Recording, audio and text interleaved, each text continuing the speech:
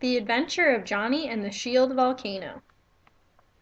Johnny is in his 8th grade science class, and his teacher, Miss Jones, is teaching about the different types of volcanoes.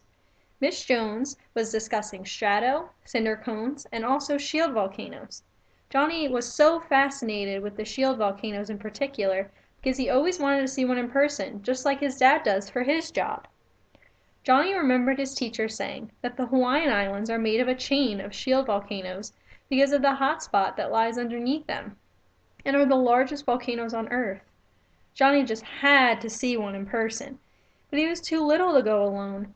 So he closed his eyes and imagined himself climbing up the volcano in Hawaii. He was so fascinated by the way they looked, and Miss Jones was right.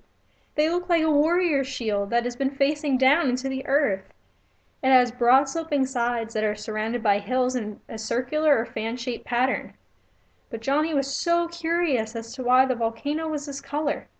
Miss Jones told the class that shield volcanoes are almost completely made of dark, fine-grained volcanic rock called basalt.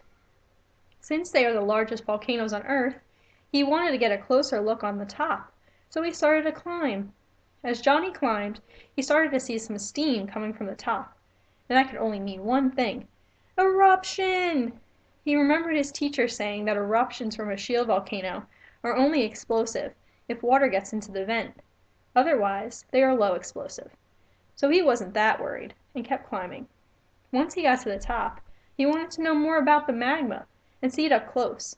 But that is way too dangerous, since 90% of the volcano is lava that has cooled and spread widely over great distances, as thin as a sheet.